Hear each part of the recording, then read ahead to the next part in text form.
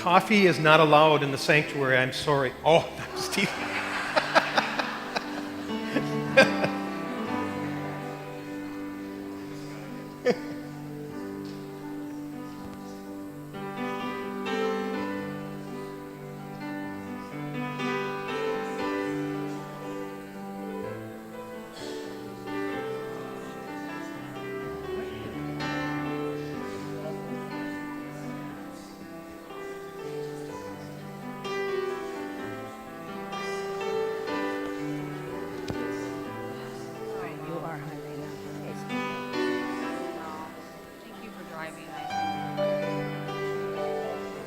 You both go separate. I'm just going to put this right here. It But doesn't then have you to have be pretty, to right? have Yeah. Oh, yeah.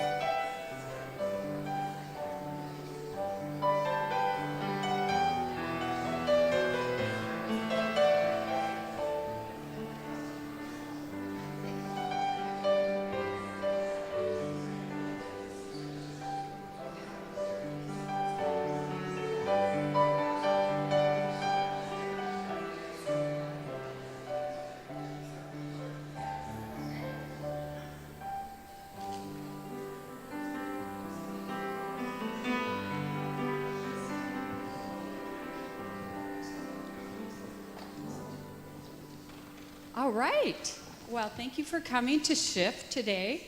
And I'm going to tell you a little bit about our guests. I will start with Jordana. And Jordana, I kind of made up your bio. That's so okay. it's not a big deal. Jordana was born in New Jersey. And she went to Syracuse, the Cy Newhouse School of Communications. Jordana has been in the business for a while, doing a number of different things. She has been a reporter. She has been an anchor. She has co-hosted a little show we call Paul and Gerard on WCCO Radio. Jordana and her husband, Mark, live in the Twin Cities area, and they have 5 children together.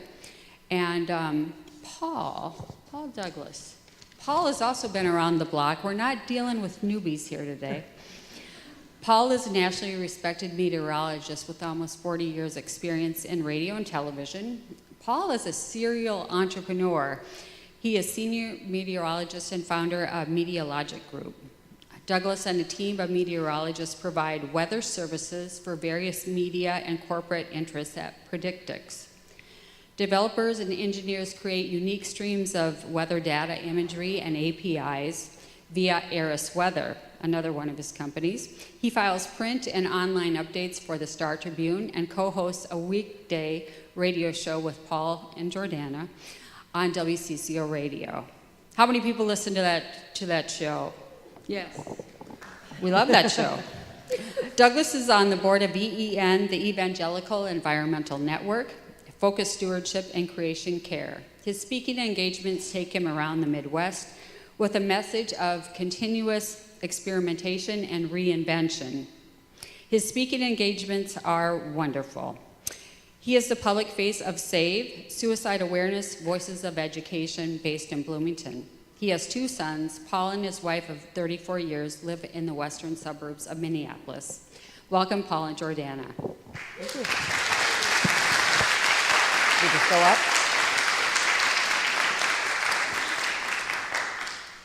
Hi. I guess we're going to stand. Yeah. How was the lake? The lake is lovely. Good. Welcome back. Can you guys hear? No, we cannot hear. Story of my life. Here, let me see. Is it on? Channel 5 is in charge of audio. It's because it wasn't on. No, it's on now. It's his fault. It's his fault. Thank you very much. I'm so sorry about that. Okay, Thank now you. it's on. Thank you. Thank you. Thank you, sir. Thank you. you. Standing should have been okay, right? Yeah, I mean, right. it's the only exercise I'm going to get all day. We'll rest. Day of rest. Oh, man. Well, thank you for joining us today. And yesterday I was up north. We have a cabin up on Pelican. And I gave a talk about science and faith and how they're not, in my opinion, they shouldn't be mutually exclusive. We were made in God's self-image. Book of Genesis says we were created in God's image. He endowed us with big, beautiful brains. He probably wants us to use them. And so I try to weave in my talk about climate volatility, what I've been noticing on the weather maps for 20 years and talking about. It probably would have been easier in many respects had I kept my mouth shut. Mm-hmm. People would have been nicer to you. Well, look, television media is a popularity contest, right? People vote with their remote controls or by turning the dial. And when you talk about climate change, you know you're going to alienate about 30% of the audience. Mm-hmm. But I continue to think that some things are more important than ratings. Life is not a popularity contest. If you see something, you should say something. And I think I have a civic responsibility to speak out. And what a testament to Paul, though, that he can talk about climate change and people actually still like him. Really? Yeah, that's impressive. Impressive. Some do not, you know. Kill the messenger. Most do. But what I admire about Jordana, many things, but you have very strong faith. Yes. And that really is your core. It's not optional. Mm-hmm. I see, you know, how you spend your time with your kids, time in synagogue. I mean, you wouldn't call yourself devout. Well, you're not Orthodox, but you are devout. You keep yes. kosher? Yes, and thank you for having me. I would say I'm a practicing Jew. Yeah, I would say that. And I don't spend a lot of time in synagogue, but certainly just after Rosh Hashanah and Yom Kippur, our high holy days were this past week. But faith plays a big role in my life, and it always amazes me how big a role it plays on the air. And that was never my intention. When I was coming up, and Paul knows this from our TV days, on our TV days, only if you're the weatherman do you get to give your opinion, which means, yes, it's probably going to rain, or no, it's probably not going to rain. So his opinions matter, but when you're a reporter and a news anchor, you don't get to give your opinion. No one really knows who you are. We don't really know those news anchor people. I mean, you get glimpses of personality. But when you have a radio show, you are encouraged to give your opinion, and that was a huge learning curve for me. They're like, well, tell us what you think. I'm like, how could I possibly tell you what I think? That's not what I'm supposed to do. I'm just supposed to give you the information. And I think for both of us, I really think it was a big learning curve, because now it's not only do you think it's going to rain, do you not think it's going to rain, it's what do you think about climate change, and what do you think about really hot button issues like sexual assault and abortion and things like that. So we both had this enormous learning curve. And the one thing that I find so unifying is faith, especially in Minnesota. As a Jew in Minnesota, there's more than one of us, I promise. Not too many more, but there is. At least I own 5 of them, so, but there are others. I was a little apprehensive in the beginning about talking about my faith on the air, because I know I'm in the minority. And less than 1% of the total population of Minnesota is Jewish. Less than 1%. So and most of us live in St. Louis Park. So I know that not a lot of people know about my faith. So when I started talking about it on the air, I was shocked at how many people would email me, not Jewish people, and say, thank you for sharing what you do on Shabbat. Thank you so much. I had no idea that that's what this religion, that's what this meant. Or thank you, and I would go deep. I study Torah once a week with a rebbitzin, a rabbi's wife, or a rabbi, and I would sometimes relay those messages on the air, and that's like some pretty deep stuff. And people, it transcends religion, I think. And your faith is my faith, and my faith is your faith, because it's all the same. It's all the same. And I was amazed at the positive response. And it's something that Paul and I can really connect on, too, because he's a person of faith. And he respects and appreciates that I love mine and practice and believe, and I respect that he's a believer, and we get to talk about that. The only time I get flack is from the Jews. They come up to me at the fair and they say, do you have to be so Jewish? and I love this. And the reason they say that, and I laugh out loud as you did, that's the proper response, because yes, I have to be so Jewish because that's who I am. But The reason they say that is for protection, because they don't want people to hate. And there's plenty of anti-Semitism that we see on the text line every day. We see the comments in real time coming in. Plenty of nasty The good, the emails. bad, the ugly. Stuff that just makes you shake your head.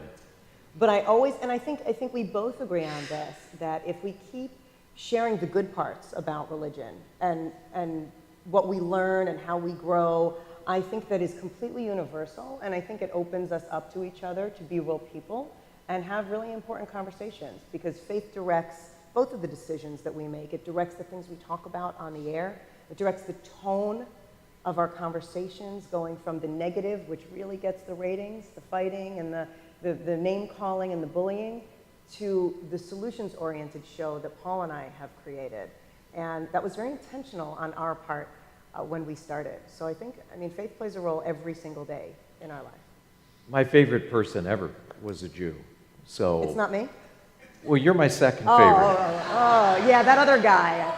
Yeah. And it's funny, I had my DNA checked recently, the 23andMe, and the largest percentage of my DNA is Ashkenazi Jew. So I keep reminding Jordana that I'm a Jew for Jesus. I love that. Maybe an oxymoron. I love that. But I was raised Lutheran and Presbyterian and Baptist. My parents were always shopping for a better deal. But what I'm trying to do is acknowledge that there's a place for science, there's a place for faith. Science is essential, but it's insufficient. In other words, it's one way of looking at the world, and we can't ignore scientists. Sometimes they tell us things we don't want to hear, unpleasant truths. But I do believe that there is so much more than what we can see, what we can measure, what we can observe. So much more. The spirit world, faith, how do you examine faith in a scientific light? You can't. It's two different languages, and yet there's a need for both. And so when I talk primarily to conservative audiences, I try to make the case for keep an open mind, be open to the science. We should react to science. But we're going to come up with solutions ultimately. We need to get past debating the science and debate policy, debate solutions. What do we do? What can we agree on? And in this time when everything is polarized, everything. I mean, we open our mouth on the air and say something, and people attack us. Even the weather has to some degree become polarized, right? If you attempt to connect the dots, okay, we've had 30 separate 500-year floods in the last 8 years. What's going on? Even that now has become polarizing. And I tell Jordana this, two things give me hope. One is the arc of technology, the fact that the prices of clean energy, solar, wind, are falling faster than fossil fuels. At some point, even if you don't give a whiff about climate change, you're going to go that direction because it's cheaper. And I have yet to meet anybody who doesn't want to save money where appropriate, right? So the prices are falling, things are moving in the right direction, we need to go faster. The other thing that gives me hope is our kids, the next generation. Their eyes are wide open. They see what's happening. They are not as cynical or skeptical or divisive. So I'm optimistic at the end of the day. It doesn't mean there won't be some disruption and some headaches and some heartaches, but we need to figure out solutions. And my hope as an entrepreneur is that the solutions are invented here in the United States. We export them to the rest of the world, which will need those solutions even more than we will. So every threat, and I just did a talk on this the other day, every threat is an opportunity. And I just ask people, keep an open mind. Because I think the symptoms, at least when it comes to climate volatility, weather disruption, the symptoms are going to be harder to miss, and harder to dismiss, and harder to deny. But I'm blessed in so many ways, but being able to work with Jordana, every day it's a little like doing a midterm exam. You're always looking for stories. What do people think? What's the big story today? What's going to engage people? What's going to get people to pick up the phone? And so some days, we think we have it all figured out, and then there's breaking news and you throw everything out the window. But it's been great fun. It has been. I never thought in a million years that Paul would actually come back to work for somebody else that wasn't himself. And I remember calling him years ago already at this point, because it took so long to get this going, right? It's been a couple of years. A couple of years. I remember when my former partner, John Williams, do you guys remember John Williams? And my former partner, John Williams, told me he was leaving. I was devastated, because I adore John, and he was really my mentor in this business, because I didn't know anything about radio. Last time I worked in radio, it was like 1986, and we had carts. Yeah, look at my bio. Yeah, it was a teeny tiny radio station in New Jersey. I was in high school, and when he told me he was leaving, I thought to myself, oh my gosh, who would I ever want to work with? Who would I want to work with? And my first call is always to my husband. What am I going to do? And I said, and he and I, of course, talked about you. And I was like, oh please, Paul would never come to work for CBS. First of all, they fired him. They fired you twice. Yeah, they fired him twice. Thanks. Remember that? Those were good times. Those were good times. In fact, good times. It's going to be etched on my tombstone. Yeah, there you go. Right? But he got the last I was laugh. fired by CBS twice, and what did I do? I went back to work for CBS a third time. That's the definition of insanity, right?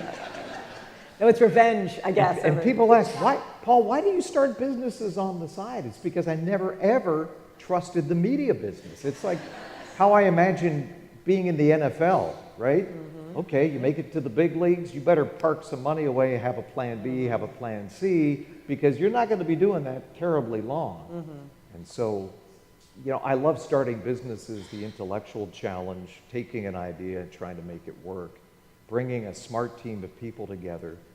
But I got my start in radio at Penn State. I did weather for radio stations out of my dorm room at Penn State, and had a little business on the side, and loved the independence. And if you're a meteorologist, you don't learn out of a book. Professors would not like to hear me say this because they think it's all them, but it's making mistakes and learning from your mistakes. Mistake after mistake after, I should have believed this, why did I do that? I should have used this model. It's a steep learning curve, but it really is a metaphor for life, right? We all make mistakes. You adjust, mid-course adjustments, and you try to find a sustainable course. But I tell my kids this notion that you graduate, you get a degree, you work for the same company for 40 years, you get a gold watch at your retirement dinner. That ship has sailed with bell-bottom jeans and 8-track tapes. I mean, you're going to have probably 1 to 2 dozen jobs now, 2 to 4 separate careers. And so what can you do to make yourself smarter, better, more valuable, add new skills? And so when Jor, called me up, she goes, hey, Paul, I need a radio host. I need a male radio host. Who would you recommend? Subtle. She's very sneaky. Who do we know, Paul, that would be smart and engaging and likes me? Long pause. Yeah, well, I was silence. There was dead silence on the phone, and I remember Crickets. it was terrible. I made a phone call at a restaurant because I was so anxious about this. My husband and I were having dinner, and I'm like, I'm going to call him right now. I'm going to call him right now. So I call him, and then when the long pause came, I looked at my husband, and I was like, and I got up and I just started walking around the restaurant, and I'm like, really, are you serious? Like, maybe you'd consider, and I said, well, you need to go talk to Lori.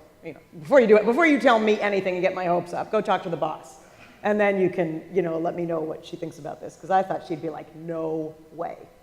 No, you know what? I was really taken aback and I was flattered, but I was also intrigued with the idea of getting out of my bubble I tell I have two boys, Walt's 30, he's working in Seattle at a tech company, and I see what he does. He continually teaches himself new skills, many of them online. So he's not done. He got his degree also from Penn State, but he's always tinkering, learning new things, trying to add to his resume. And it's funny, when your kids are little, you teach them, your kids grow up, they teach you. And so I've learned a lot. My youngest son is in the Navy, flew helicopters, now he's working at the Pentagon, and I see what he goes through and how he's pushing himself. We all get into our nice, comfortable rut. This is what I do. This is what I'm good at. When in reality, all of us should be doing things that scare us. Get out of your bubble. And so that, and the ability to work with Jordana, who, by the way, helped me launch a new national weather channel called Weather Nation back in 2011. I didn't see that coming. We were doing little 2-3 minute segments for Star Tribune, some little TV stations, and some investors swooped in and said, hey, you got the studios, you got great meteorologists, you think you could put all these little pieces together and have a 24/7 weather channel to compete with the Weather Channel? And as intriguing as that sounds to a meteorologist, hey, would you like to launch a new weather channel? How are we going to do that? And I was lucky that you darkened my doorway. Well, I think maybe you were uninformed because I had no idea how to do that. So you were just clueless enough to hire me. So thank you. But you made it up as you went. Well, you had no it. budget, and we got video on the air. To this day, I don't know where you got all the stuff. I you stole found. it. That's You how stole we it? got it. I I don't stole wanna it. hear that. But I tell you, talk about getting out of your bubble. Paul and I, we knew each other from TV. And I promise we'll take questions. We knew each other from TV, like, because we all kind of know each other. You know, it's that whole, all the TV people sort of know each other. It's a small business, yeah. It is. And I remember I was out of work. I was fired from my job over at Fox. I mean, fired, let go. There was the recession, and they canceled my show. So Chris Canangla, myself, John Hank, Carl Spring, we all got let go, right? There's no show, there's no job for a news anchor. So what do? You're out of work. It was the recession, and I was really having a hard time finding work, and I wanted to stay. And it was the beginning of reality TV. So I was like, oh, I know about TV. Let me make up some shows and sell that stuff to network. And I said, what could I wanted to base my show around a celebrity. Well, I'm like, well, who's a celebrity in Minnesota that I can have access to? That was Paul. And we created a weather show called Extreme Earth, which, by the way, somebody stole and now has on the air. Really? But, yeah. Who? I know. I sent you a clip the other. I think it's Bravo or somebody. It's called like Extreme something else. They changed the title, but it's exactly our premise. It's exactly our premise. So anyway, I digress. I know. I'll find it. I'll find it for you. Yeah. So I created the show, and I pulled together a sizzle reel, and I edited up the sizzle reel, which is like a pitch reel that you send to the networks, and they loved it, and they loved Paul. And Travel Channel called me, and they said, Jor, hey, we love the show, but have you heard of the recession? And your budget's way too big, because I was sending him off to like the Congo and Belize and I was sending him all over the world to find extreme The snowiest weather. place, Yeah. the coldest place, lightning the strikes. windiest place. Yeah. They're basically trying to kill me. Kind of. But- Yeah. It was a great show. It would have been a great show. So, and they said, we just don't have the money for it. Thanks, but no thanks. But that's how Paul and I really connected. I created this like pitch reel for him. And we spent a few days shooting and all of that. And it Remember was the nice. flooding? Didn't we went south of the Yeah, metro and there was yes. a river out of its banks? Right. And So we put him in there. It was fun. So that's how we met. And he's like, oh, well, she seems to know a thing or two about television. So when he was launching his channel, he said, will you come on board? And I was super grateful. But I remember driving to work every day. Talk about being afraid. I remember driving to work every day, like white knuckling, going, what am I going to do at work today to get this on the air? I have no idea what I'm going to do at work today. And I was like, I know, right? And we were in charge. we were making it up. Right. I mean, It out was of these crazy. little offices in Excelsior, we were running a national weather channel, a live national weather channel. But And, it's a testament to Paul because of the environment that he fostered there, because I had inherited his employees. So when I would go to work, I would say to myself, gosh, it would be really great if we could get some sound in the studio and we could interview by Skype the hurricane director down in Miami. And I would say things like this out loud at my desk. And his engineers that he had hired would sit next to me. It was a pretty small office. And they're like, well, we could probably do that. And I'm like, really? You can? So they're like, yeah, let's jury rig some stuff. So they were engineers, and they would go find equipment. And they would say, all right, the one thing we need is a $100 piece of equipment that I could go at Best Buy. But you heard there was no money. So I would make a call to some other investors that we had, and I would beg. And I would say, look, I need $100 because the engineers need to go this. And I promise you live interviews on Weather Nation if we can do this. And they're like, most of the time they said yes. So we'd go to Best Buy, get what we needed, and then it would happen. And it was an amazing period of growth for us to see the things in your head that you were hoping would happen would really happen because of the young people you hired and the environment that you fostered, that anything is possible. It was like the fishes and the loaves, though. I mean, we held that thing together with duct tape, literally. Duct tape and chewing gum. I mean, we had pennies on the dollar compared to what the Weather Channel in Atlanta was doing. But somehow we got it up. We proved the concept. It's still on the air today. That was an interesting ride. So, long story short, mercifully short, I saw what she could do, and I was impressed, and that was another thing that weighed heavily on my decision. Hey, let's give it a shot. To come back to radio. Yeah, to come back on CCO. I would not have agreed to do a show with anyone else. Oh, thanks. I can't imagine. Although... Really? He's going to ruin it now. No. We should take questions. Is that okay? I mean, I don't know how we're doing on time. Because we get paid to talk, so we talk for a living, so this can go on and on for many hours. Questions, anyone? I have a question. First of all, I'm a big fan of both of you. I do a lot of my visits in the afternoon, so I'm in the car, and so what's so nice is that you get 2 points of view with issues that you bring up, and I just so appreciate that. My question for you is, for you both, is you obviously disagree sometimes on the air, and has there been one one topic that was especially heated between the two of you? You know, boy, I mean, we're both sort of in the middle of the bell curve. Politically, I lean right. Jor leans left, but I think we both consider ourselves progressives and moderates. Yeah. I don't know if there's anything that really got us off the dime. You know, I think the one and the most recent one, and not heated. We're the same. We're friends. We're similar people. We have the same values. Prince. Good. You said you were a good capitalist? That's a good one. Yeah, and you know, in the cosmic scope of things, it's not that big a deal, but there was... But you were wrong. I thought and continue to think that Prince would not be happy with his music showing up on a Capital One credit card commercial. So we talked a little bit about that. And my point was, it's one thing if you're alive and you make the decision, okay, I'm going to use my name, my brand, my likeness, my music to sell X. If you're alive and you bless it, more power to you. Once you're gone, to have decisions made that continue to use your name, likeness, music, to sponsor anything, I think that, for me, that crosses a line. And again, he didn't have a will. He didn't specify outright, do not use my music for X, Y, and Z.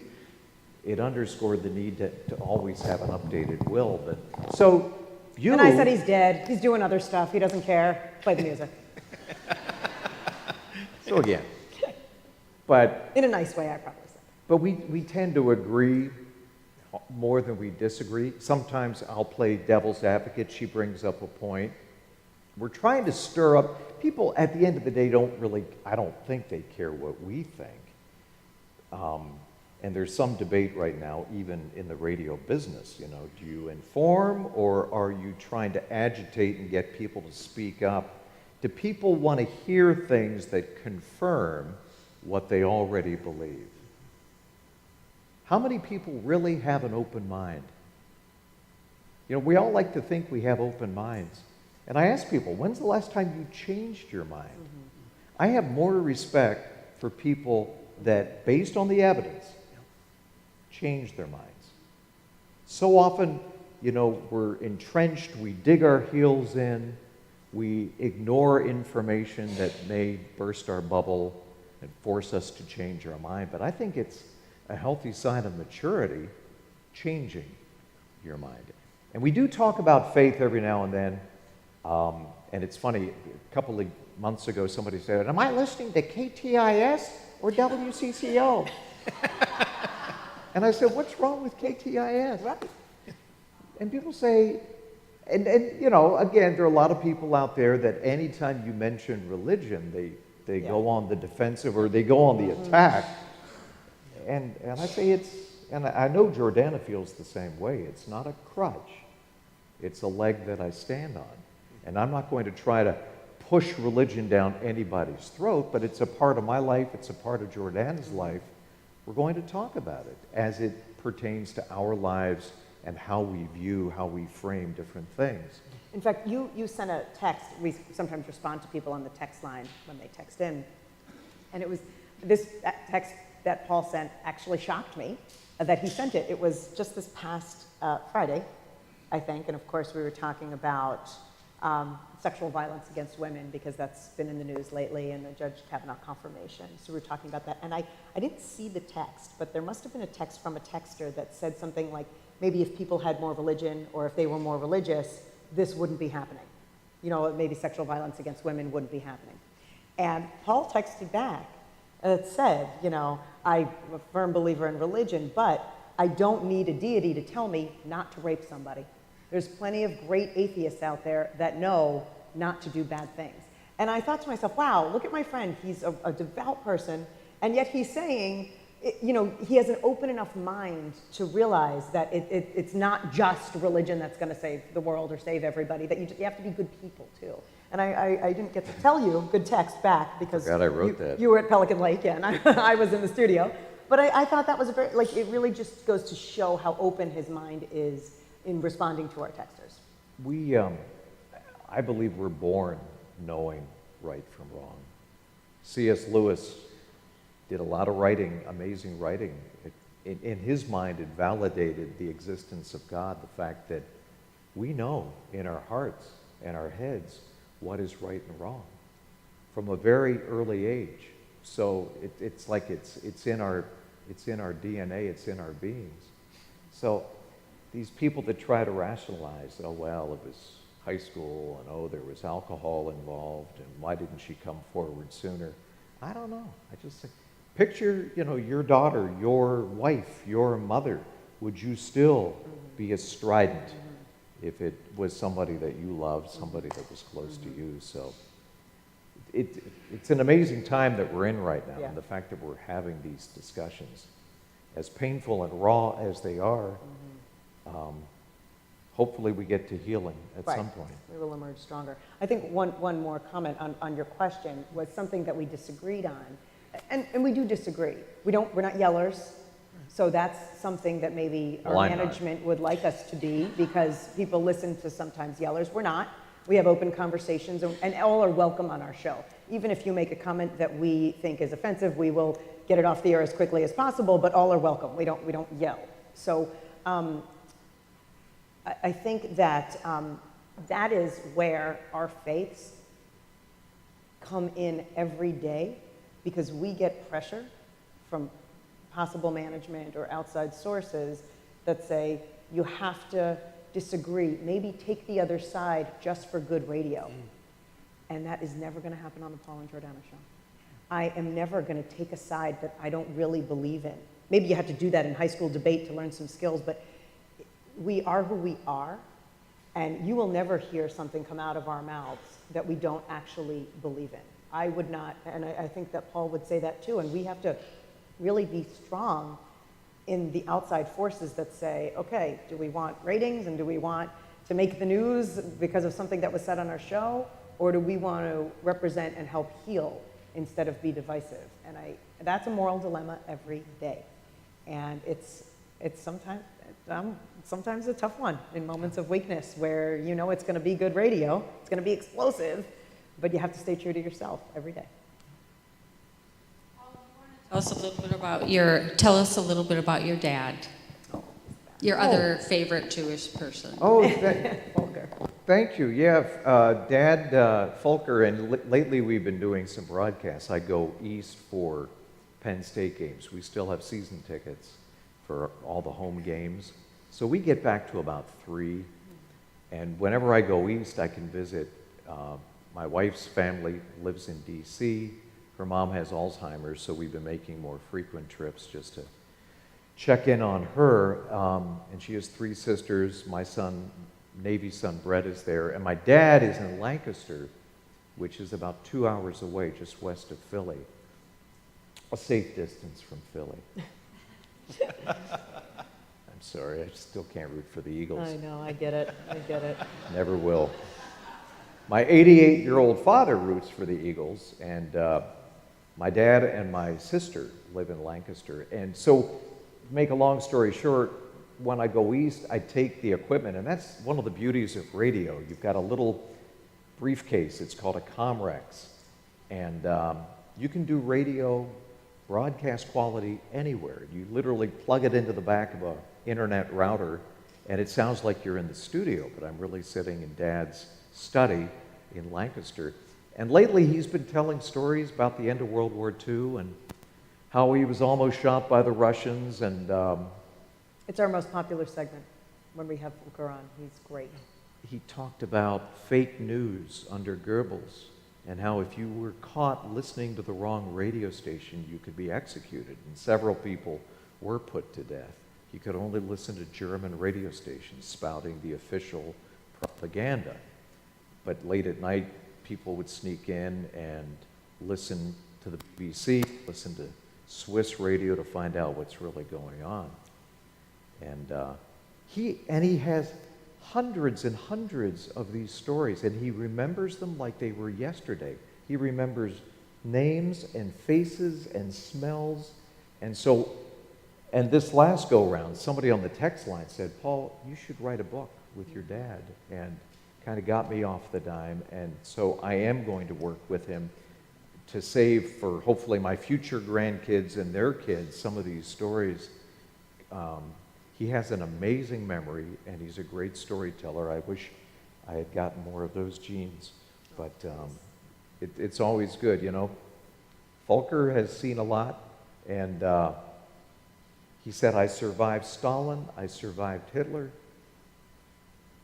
He said, I'm very lucky to be here. And he said, many Americans take their freedom for granted. He said, I will never, ever take my freedom for granted.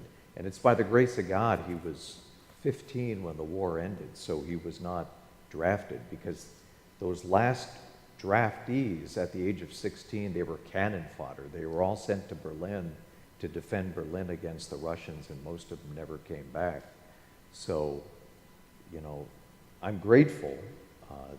But again, hearing his stories, and you know, you think you're having a bad day for whatever reason, and then you hear what they went through. He's grateful to be here. He came here to go to college as an exchange student. The U.S. military picked out 100 of the smartest students right after the war. There was nothing standing in Germany. And they wanted to kind of indoctrinate these German high school students into, here's a real democracy, here's how to do it. So the U.S., to its credit, was trying to help Germany get back on its feet, but do so with democratic principles in mind. And so they invited these students, including my dad, who went to Wabash. And when he was there, he met somebody who ultimately found him a job, and that's the only reason he was able to come back and stay. He had a job here. So he entered legally. I like to embellish the story, though. Dad, what was it like when you came into Ellis Island? And he goes, no, I did not come in through Ellis Island, no. But interesting ride. He's great. Thank you. Yes.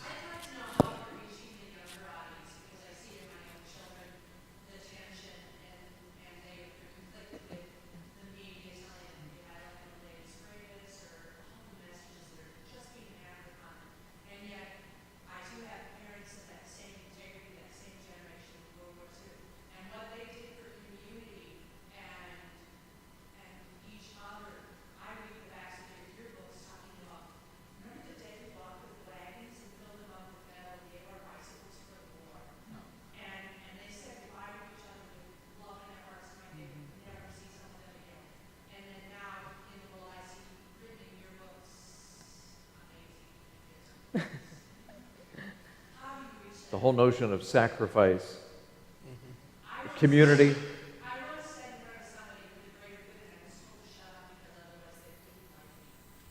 And I'm like, well, I just was talking about where we are. In case you couldn't hear that question, the question is, how are you attracting a younger audience? Keeping them relevant, getting to their hearts. That's a good question. I feel so bad for these kids growing up today having dual lives. They have their real lives and then they have their online social media lives, and they have to feed both of them. I'm so glad I made most of my mistakes before the internet. That there is no long paper digital trail. He said, what? He did what? Oh my. Photos. I don't know how, I mean, you've got 3 younger kids. Yeah. How do you manage the whole online, and how do you encourage your kids to be members of the community and to give back? And I mean, all 3 of your kids are sweet, and you've raised them right, but what do you think about that? Well, I mean, as a radio show, I don't know that we try to have a younger audience, but I don't think kids are listening to the radio, unless it's on in your car. Or So, the radio.com app, Yeah. and we push the apps now. How many people have a radio, where you turn the dial, an AM radio? Everything now is streaming. If it isn't on Yeah. your phone, if it isn't on your Right. tablet, people are still listening in their cars, thank goodness. Local television news continues to decline because young people don't have the tradition that we had growing up. You read the newspaper, the Dead Tree edition, you watched the news at 10 o'clock, but young people are like, why on earth would we do that? Everything I need is right here. If it isn't here, you're invisible. So I know that Entercom, the parent company of CCO, this push to get on the digital platforms to make it easy to listen on your phone, et cetera, but it's a challenge. There's so many distractions now, so many choices, so many options, right? Between Spotify and Netflix and social media. It was so much easier back in the 60s and 70s. There were 3 or 4 options for TV, and now we're drowning in choices, and that's why I think we're all neurotic. Too many choices. So I think so too, speaking of neurotic. I meant Yeah, that in a good couple way. people got that. Well, we are grateful for you two coming today.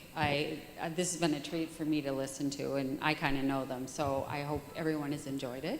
Yeah, Jerry texts us, by the way, when we're on the air.